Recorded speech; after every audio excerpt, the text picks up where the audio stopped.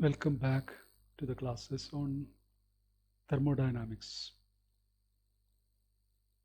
Today we discuss about the path function, point function or state function. So there are two types of functions that we use or study in thermodynamics: path function and state function. So what is a path function? The path function is a function, is a 1, 2 or 3-dimensional function whose magnitude depends on the path followed during a process as well as the end state. So the system is making a transition from a state to another state, and if a function related with that system, if its value depends on the path followed during the process as well as the end state, then we say it is a path function. In thermodynamics, work done or work is a path dependent function. In the last class, we saw how we can obtain the work done from an indicator diagram, a diagram where we plot the state of the system in a two-dimensional graph where one axis is pressure and the other axis is volume, as shown here. The work done is the area under the curve. So here we are going to prove that work is a path dependent function. We consider a process or a change of the system from point A to point B. Point A has pressure P1, volume V1. Point B has pressure P2, volume V2. It's making a change, okay, from A to B. Now suppose that this change takes place through different paths, through ACB or ADB or directly from A to B.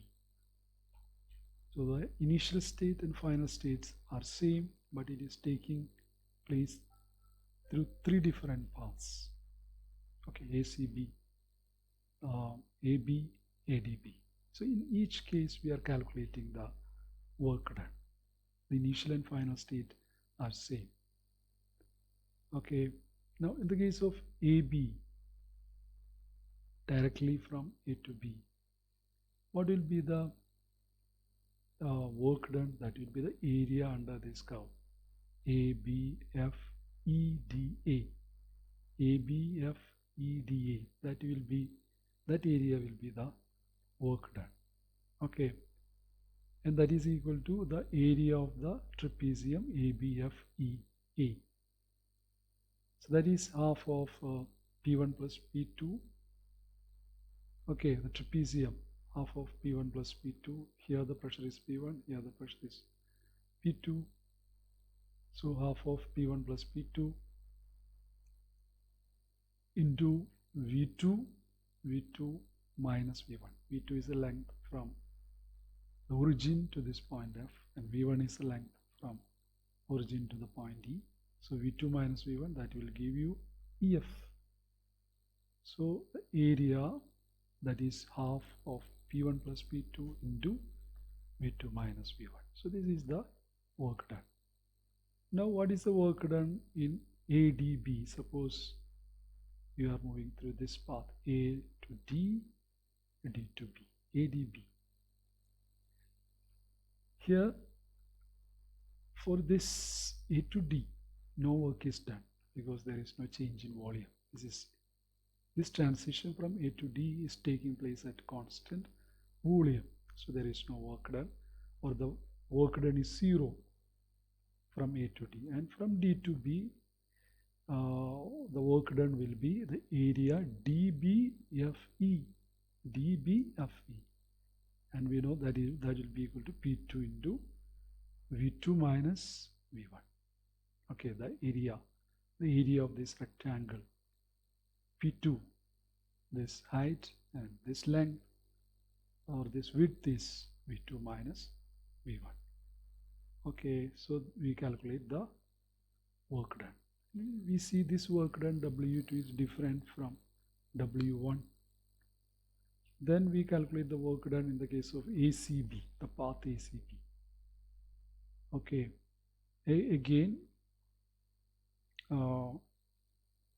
the work done is given by the area ACFEA, ACFEA, because along the path CB, you know, the work done is 0 because it is taking place at constant volume. So the work done is 0. So this is the area ACFE, that is P1 V2 minus V1. So this is our W3.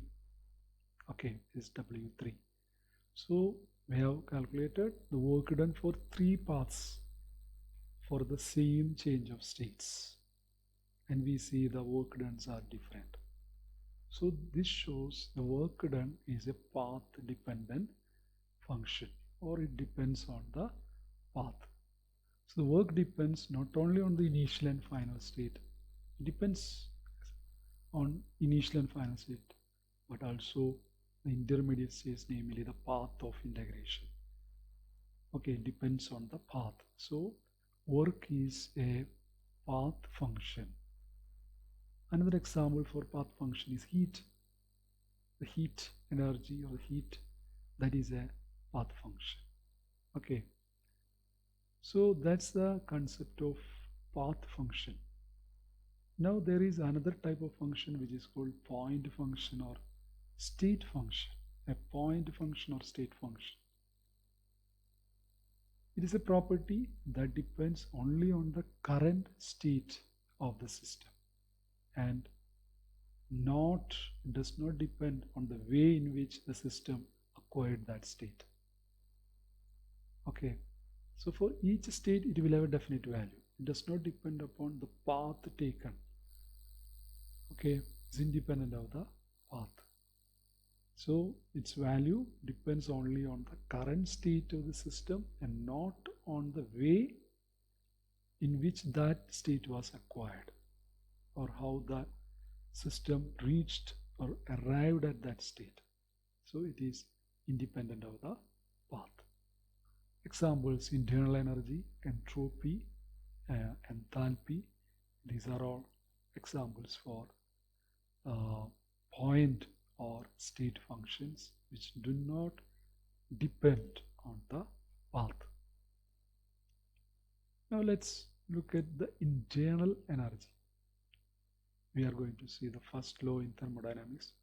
There we discuss or we use internal energy. So what is internal energy? We know, or we now just said it is a point or state function. So internal energy, that is the energy content of a system, the total energy content of a system. You take a system, the total energy content, that involves the kinetic energy part and the potential energy part. And if you take the sum of the kinetic energy, due to the kinetic energy can be due to the translational, rotational, vibrational motion of the molecules, and it essentially depends on the temperature. Potential energy due to the molecular forces, force of attraction between the molecules of the system, which depends on the separation. Okay, which depends on the separation of the molecule, and energy of the electrons revolving around the nucleus and the nuclei. So the potential energy is there due to these factors. Kinetic energy is there, which depend on the temperature. So if you take the total sum of the kinetic energy and potential energy due to various factors, you get the total internal energy of the system. Okay. Yeah, and it is not possible to directly measure the internal energy, but we can note down, or we can see the change, observe the change in internal energy. It can be the change in internal energy brought about by the heat and work. So it can be indirectly measured by measuring the heat and the work. Okay, we will see more about it in the first law of thermodynamics. So that's about the internal energy, the total energy content of a system. Now when it comes to an ideal gas, in thermodynamics at several places we will be talking about the ideal gas. In the case of an ideal gas,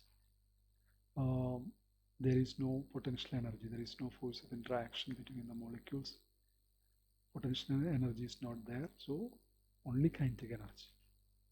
Since internal energy is only due to kinetic energy, and the kinetic energy we know that depends on the temperature.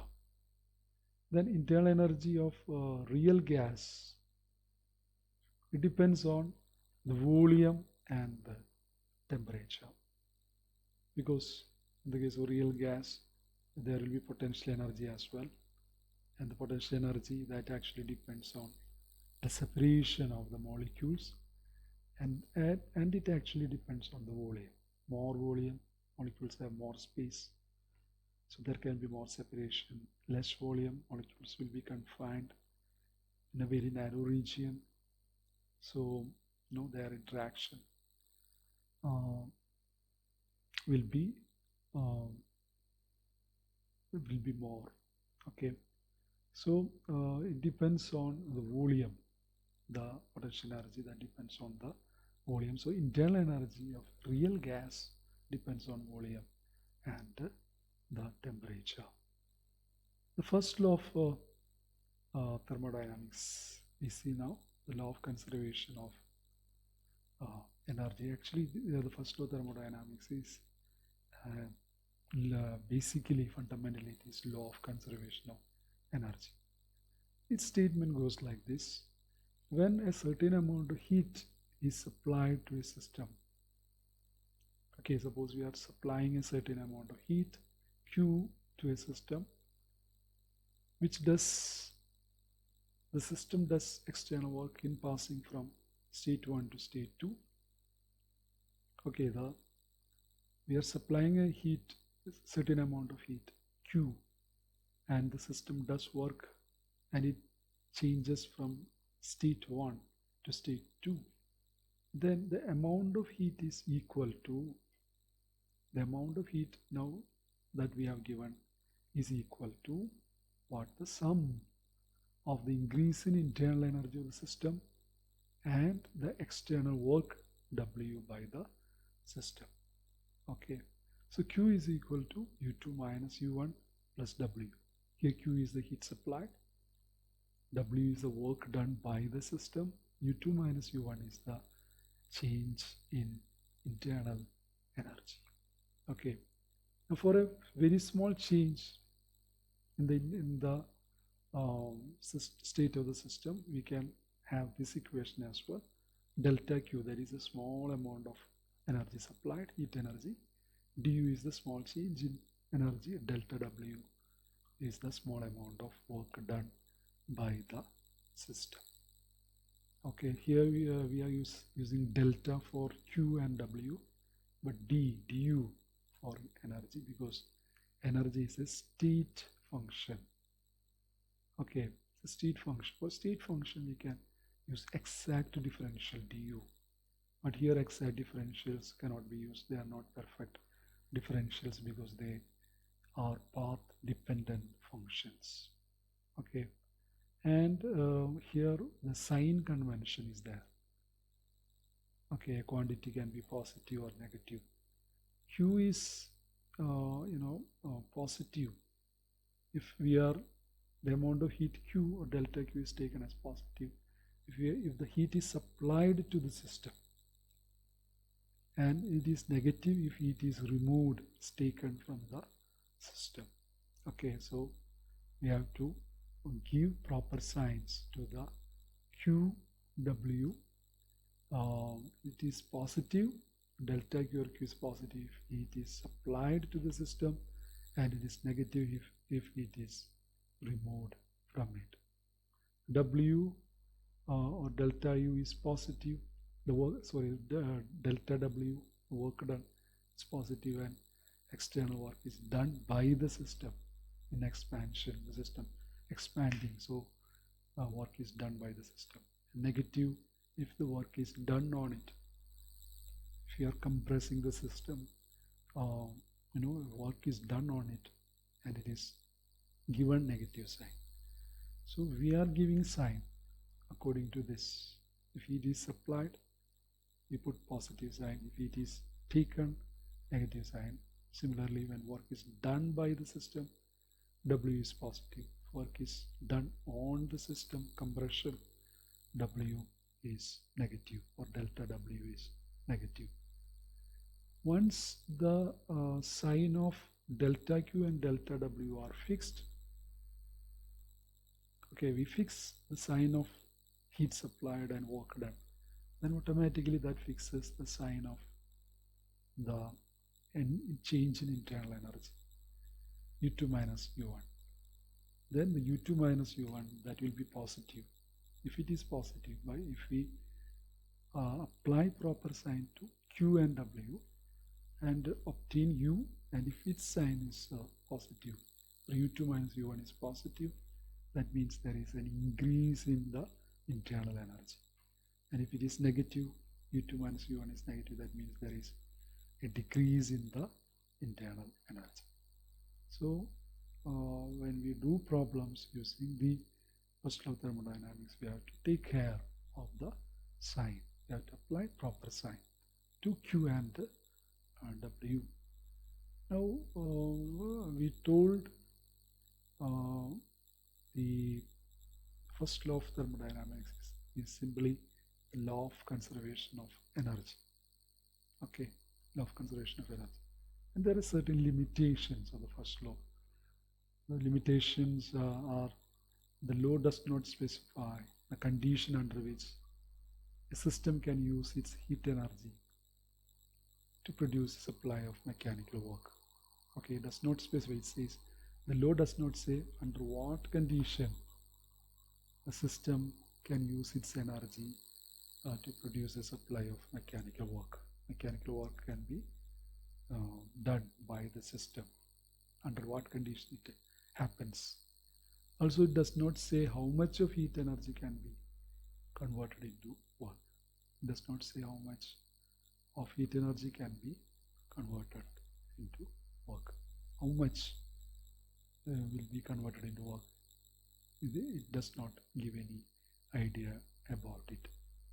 Okay, so these are the limitations of the first law.